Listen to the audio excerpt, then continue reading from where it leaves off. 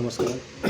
आज मैं शुरू करने जा रहा हूँ कंप्यूटर के अगले अध्याय में विंडो 7, जिसका की नोट्स मेरे पास अभी अवेलेबल है और जो स्क्रीन वो आपके आँखों के सामने नज़र आ रहा है।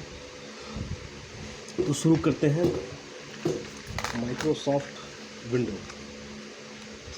सबसे पहले माइक्रोसॉफ्ट विंडो होता क्या है? Windows 7 is an operating system that Microsoft has produced for use on personal computers. It is the follow-up to the Windows Vista operating system, which was released in 2006. Windows 7 एक operating system है जिसको कि personal computer पर इस्तेमाल करने के लिए Microsoft के द्वारा बनाया गया है, प्रोड्यूस कराया गया है। ये विंडोज 7 जो है वो विंडोज विस्टा ऑपरेटिंग सिस्टम को फॉलो करता है, जो कि 2006 में रिलीज हुआ था। जो स्क्रीन आपके मोबाइल पे अभी तक दिखाई दे रहा है या कंप्यूटर का जो स्क्रीन दिखाई दे रहा है, उसको हम लोग कहते हैं डेस्कटॉप। इसको हम लोग कहते हैं डेस्कटॉप।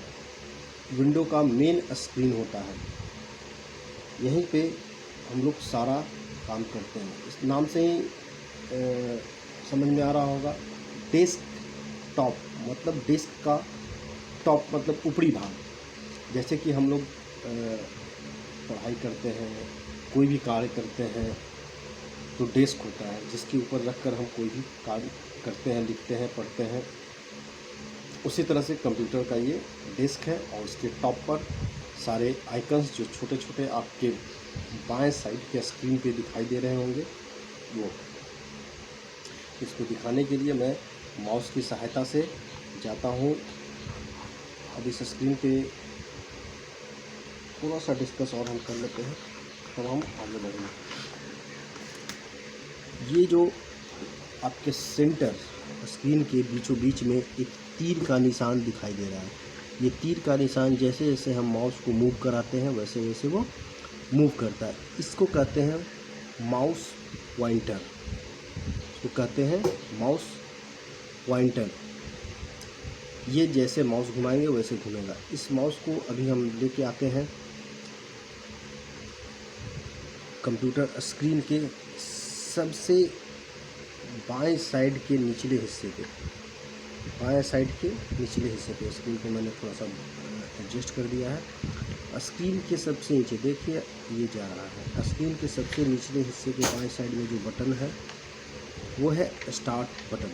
जैसे कि उस पर हम जैसे ही गए वहाँ पे दिखाई दे रहा है स्टार्ट बटन। उसके बगल में एक टेक्स्ट बॉक्स है, जो कि जैसे ही वहाँ पे हम पहुँचे तो माउस पॉइंटर ही टेक्स्ट पॉइंटर में बदल गया। ये इस तरह का सिंबल आने का मतलब है टेक्स्ट पॉइंटर, यानी कि इस जगह पे हम क्लिक करके कुछ भी टाइप कर सकते हैं। यानी इस तरह का जब भी माउस पॉइंटर में सिंबल बने, इसका मतलब ये होता है कि अब यहाँ से हम चाहे तो क्लिक करके लिखना स्टार्ट कर सकते हैं। जैसा कि यहाँ लिखा भी हुआ है टाइप हेयर टू सर्च, यानी किसी चीज़ को सर्च करने के लिए यहाँ टाइप करें। तो सबसे पहले माउस में दो बटन होते हैं, एक होता है लेफ़्ट बटन, एक होता है राइट बटन, जिसको कहते हैं प्राइमरी बटन और सेकेंडरी बटन। जहाँ पे भी क्लिक वर्ड का इस्तेमाल होता है वहाँ पे बिना सोचे समझे हम लोग लेफ़्ट वाले बटन को दबा देते हैं, और जहाँ पे कहा जाए राइट क्लिक वहीं पे राइट वाले बटन को दबाते हैं। राइट क्लिक स्पेशल वर्क के लिए इस्तेमाल किया जाता है। सबसे पहले हम स्क्रीन को थोड़ा बड़ा करने के लिए, ताकि आपके स्क्रीन पे ये थोड़ा दिखे अच्छे से, हम इस सर्च बॉक्स में जा कर के क्लिक करते हैं। क्लिक करने के बाद एक छोटा सा डायलॉग बॉक्स खुलता है, वहाँ पे हम टाइप कर देंगे मैग्नीफायर, MAI। जैसे ही हम MAG टाइप करेंगे, देखें कि हमारा मैग्नीफायर सबसे ऊपर में आ गया। इस पर क्लिक कर देंगे, ये ओपन हो जाएगा। ओपन होने के बाद आप देख रहे हैं स्क्रीन का साइज ऑटोमेटिक बढ़ गया। अब आप आसानी से इसको देख सकते हैं। देख सकते हैं ये स्टार्ट बटन जैसा कि दिखाई दे रहा है। यहाँ पे हमने सर्च किया था, टाइप हियर टू सर्च। इस पूरे स्क्रीन को हम लोग कहते हैं डेस्कटॉप। ये जो पिक्चर पीछे में दिखाई दे रहा है इसको हम लोग कहते हैं बैकग्राउंड ऑफ डेस्कटॉप, यानी डेस्कटॉप का बैकग्राउंड। जैसे हम लोग टेबल पे टेबल क्लॉथ लगाते हैं, सरमाइका लगाते हैं, या कोई भी अच्छा पर्दा लगाते हैं ताकि हमारा जो डेस्क का जो टॉप है वो देखने में खूबसूरत लगे। इसी तरह से हम इस स्क्रीन में इस पिक्चर को लगाया है ताकि हमारा देखने में अच्छा लगे। अब देखते हैं इसके लेफ़्ट साइड में चलते हैं। लेफ़्ट साइड में चलते हैं तो आप देख रहे हैं छोटे छोटे बहुत सारे पिक्चर्स के रूप में यहाँ इंडिकेट किया हुआ है। जैसे कि मोबाइल्स में आइकन होता है, स्मार्टफोन में आइकन्स होता है, इसको हम लोग आइकन्स कहते हैं। ये सबको हम लोग क्या कहते हैं? आइकन्स कहते हैं। आइकन्स जनरली 3 प्रकार के होते हैं। एक होता है फोल्डर आइकन, दूसरा होता है फाइल आइकन, और तीसरा होता है shortcut icon. Folder icon, file icon और शॉर्टकट आइकन।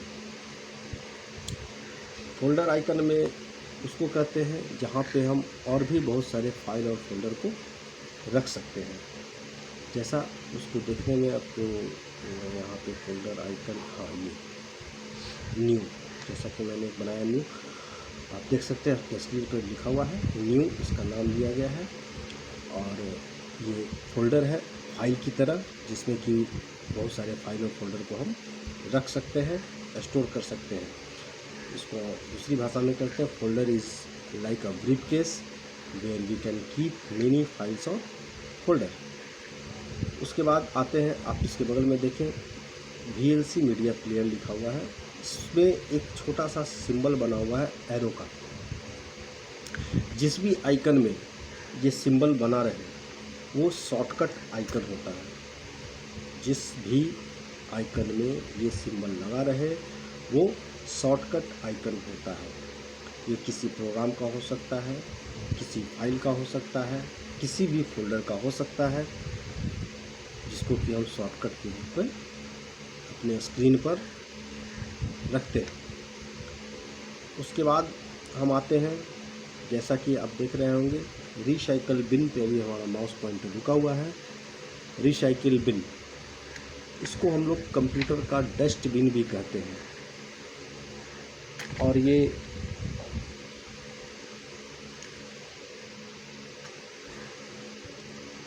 बाय डिफ़ॉल्ट जब हम सिस्टम लेते हैं तो वो आता है।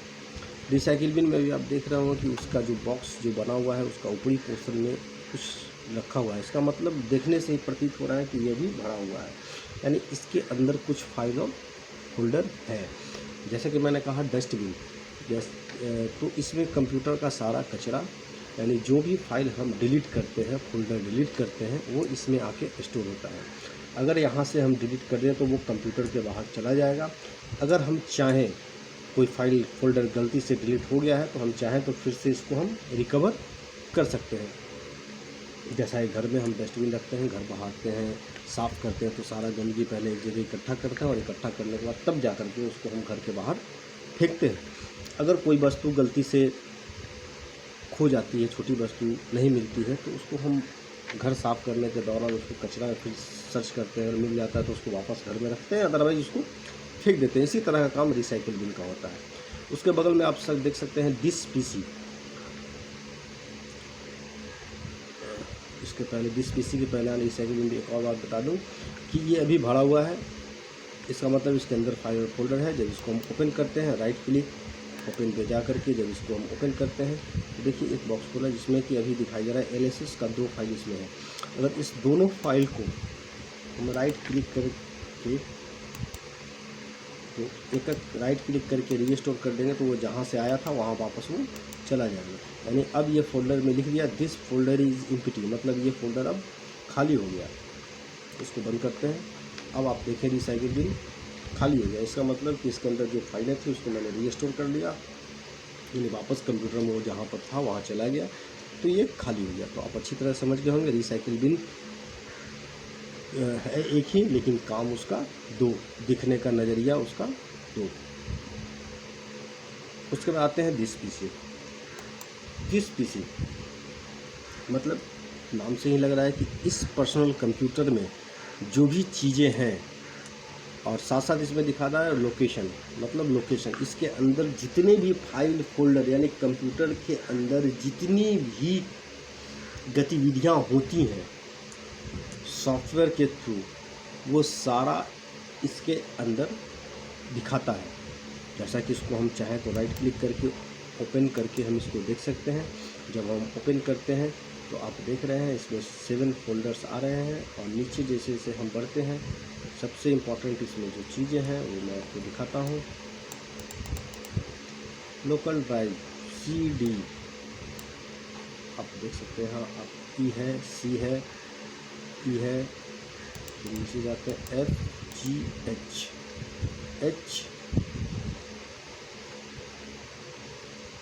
जो कि आप देख रहे हैं DVD लिखा हुआ है। लोकल डिस्क G है, F है, फिर उसके ऊपर हम बढ़ते हैं,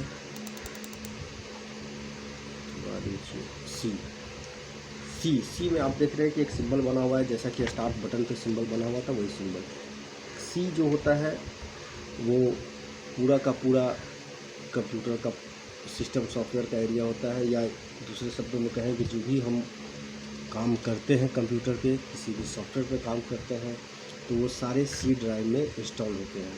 जो भी एक्सटर्नल अलग से हम सिस्टम सॉफ्टवेयर को भी इंस्टॉल करते हैं कंप्यूटर में तो वो सी ड्राइव में ही इंस्टॉल होता है, या जो फाइल बनाते हैं फोल्डर बनाते हैं वो बाय डिफ़ॉल्ट सी ड्राइव में ही सेव होता है। उसके बाद हम चाहें तो उसको जहाँ चाहें वहाँ रख सकते हैं। साथ साथ आप इसमें देख रहे होंगे कि जैसे ही इस पर माउस पॉइंटर को ले जाता हूँ एक बटन आता है जिसमें लिखा है space free 236 GB, total size 245 GB। कहने का मतलब कि ये जो ड्राइव है उसको उसमें फ्री स्पेस अभी 236 GB है, और इस ड्राइव का साइज जो है वो 245 GB है। इसका मतलब है कि 9 GB जो साइज इसका है वो हमने अभी अपने कार्यों में इस्तेमाल किया है इस ड्राइव। उसके बाद हम बात करते हैं अगले ड्राइव की, तो आप देख सकते हैं एफ ड्राइव में स्पेस है 203 GB और टोटल साइज है 242 GB। तो इससे अंदाज़ा लग सकता है कि इसमें 39 GB स्पेस जो है कि मैंने यूज किया है। उसके बाद बढ़ते हैं जी ड्राइव की बात करें तो 230 GB और टोटल साइज इसका 292 GB, यानी कि 62 GB डेटा मैंने इसमें अभी रखा है। अब बात करते हैं अगले ड्राइव की जो वो है एच जो है वो DVD ड्राइव है, यानी डिजिटल वर्सटाइल डिस्क इसको बोलते हैं।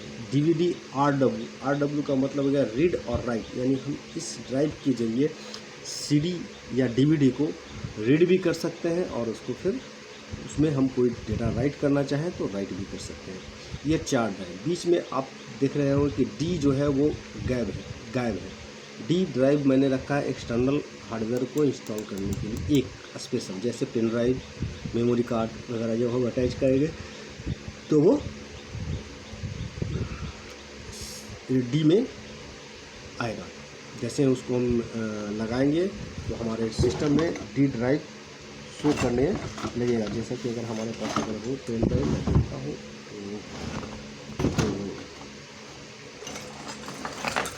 तो फिर कोई भी मेमोरी कार्ड, पेन ड्राइव कुछ भी लगाएंगे तो वो वहाँ पे शो करेगा। आप लगाकर चेक कर सकते हैं। अब बात करते हैं कि ये ड्राइव होता क्या है। जैसा कि आपने देखा सी में मैंने बताया कि टोटल साइज इसका 149 GB, उसका 245 GB, इस तरह से GB था। यानी कि एक घर, कंप्यूटर को हम कह सकते हैं कि वो एक घर है और इसके जो ड्राइव्स हैं वो इसके कमरे हैं। कंप्यूटर का पूरा हार्ड डिस्क एक घर जहाँ पे हम किसी भी चीज़ को रखते हैं, चाहे वो घर का सामान हो, चाहे वो घर के लोग हों, चाहे वो घर के जीव जंतु हों, चाहे वो पेड़ पौधे हों, वो घर के अंदर रहते हैं।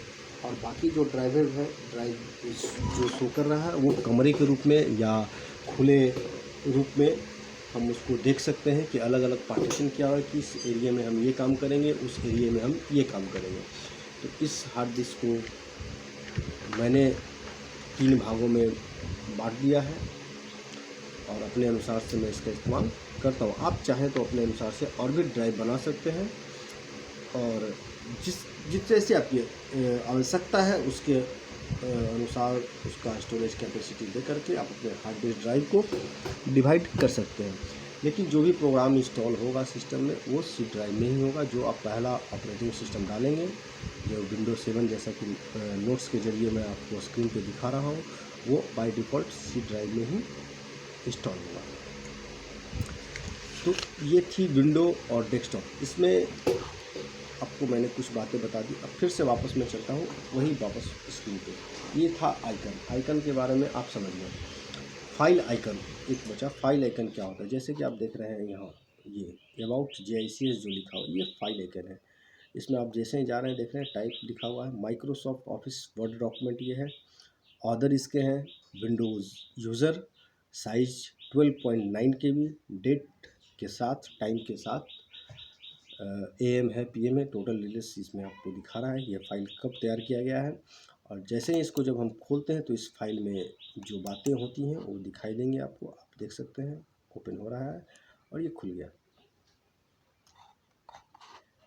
देखिए जैसा इसको अब फिर से मैं मैग्नीफायर को बंद कर देता हूँ तो शायद अच्छे से समझ में आए, दिखाई दे स्क्रीन पे।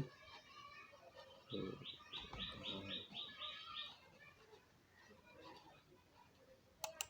इसको मैं बंद करता हूँ। आप देख सकते हैं आपकी स्क्रीन पे माइक्रोसॉफ्ट वर्ड का ये चीज़ खुल गया। JICS क्या है इसके बारे में इसमें लिखा हुआ है। तो JICS stand for Jyoti institute of computer science, the institute run in French commercial institute J लोराड़ा सिंस 5 जुलाई 2004। JICS ये सब चीज़ें हैं JICS के बारे में। ये फाइल आइकन है जनरली। तो इस तरह के जो भी होंगे वो फाइल आइकन्स होंगे।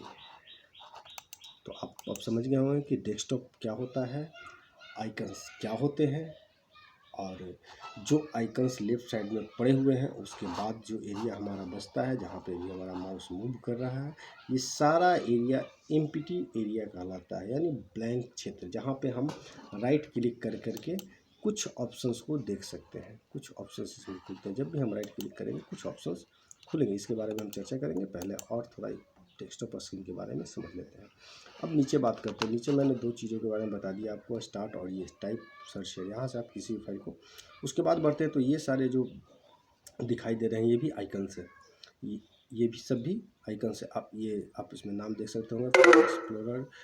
उसके बाद ये जो है मेल के लिए है, और ये दिस PC का है शॉर्टकट दिया हुआ। ये एड्रेस बार है, यहाँ से डायरेक्ट हम नेट के ज़रिए इसको फिर से मैं मैग्नीफाई कर देता हूँ ताकि आपको देखने में सुविधा हो। नीचे हम बढ़ते हैं। देखिए टाइप सर्च, ये सब आइकन्स हो गए जो कि टास्क बार इसको बोलते हैं। ये टास्क बार में अवेलेबल है। कोई भी फाइल उसके बाद, जैसे मैंने मैग्नीफायर खोला हुआ है, देखिए आप यहाँ पे खुला हुआ है। जैसे इस पर हम जाते हैं मैग्नीफायर का वो दृश्य जो है हमारे सामने दिखाई देता है। देखिए मैग्नीफायर का, तो जो भी रनिंग आइटम्स होंगे वो यहाँ पे आपको शो करेंगे। ये टास्क बार में। एड्रेस बार में हम डायरेक्ट गूगल के थ्रू, नेट के थ्रू कोई चीज़ सर्च कर सकते हैं। उसके बाद ये जो एरिया आप देख रहे हैं, जो एरो बना हुआ है, ये लिस्ट बटन इसको कहते हैं। अगर ऊपर का बना हुआ है तो मतलब इसके ऊपर में कुछ चीज़ें शो करेंगी। इसमें लिख भी रहा है शो हिडन आइकन, जो आइकन दिखाई नहीं दे रहे हैं वो शो करेंगे। जैसे जैसे ही क्लिक करते हैं आप देख रहे हैं यहाँ पे OneDrive not sign in है, एनीडेस्क है। जो भी एप्लीकेशंस या जो भी नोटिफिकेशन ऐड करते हैं हार्डवेयर हम, वो इस वहाँ पे शो करता है। उसके बाद हम आते हैं, ये दिया हुआ है नॉट कनेक्टेड, कनेक्शन के लिए ये पार्ट बना हुआ है जिसमें कि हम लोग कनेक्शन आर अवेलेबल। ये डेट एंड टाइम का एरिया है जहाँ पे आप देख रहे हैं कि लोकल टाइम क्लॉक 1 क्लॉक 2 जैसा कि मैंने सेट किया हुआ है। जो सेट करेंगे आप वहाँ दिखाएगा टाइम एंड डेट। ये आपका है नो न्यू नोटिफिकेशन, इसका मतलब कोई नया नोटिफिकेशन आपके पास अभी नहीं आया है, जैसे ही आप नेट ऑन करेंगे तो जो भी नोटिफिकेशन, जो भी आप सब्सक्राइब किए हुए रहते हैं, जो चीज़ें आपके जीमेल से अटैच होती हैं, वो यहाँ पे आपको शो करेंगी। तो ये पूरा का पूरा पार्ट फर्स्ट स्क्रीन, जिसको कि हम लोग कहते हैं विंडो डेस्कटॉप, विंडो का डेस्कटॉप। तो डेस्कटॉप के बारे में अभी हमने जाना, समझा, और इसको फिर हम आगे बढ़ाएंगे। इसमें आप देख सकते हैं, समझ गए होंगे मुझे उम्मीद है। नहीं तो आप ईमेल के थ्रू या व्हाट्सएप के थ्रू आप हमसे जुड़ सकते हैं, और इससे संबंधित जो भी प्रश्न हो आपके दिमाग में, तो आप हमसे पूछ सकते हैं। चूँकि वीडियो बहुत लंबा जा रहा है, तो अब मैं इसको समाप्त करता हूँ। अगले वीडियो में उनके अगले पार्ट को डिस्कस करूँगा। तब तक के लिए धन्यवाद।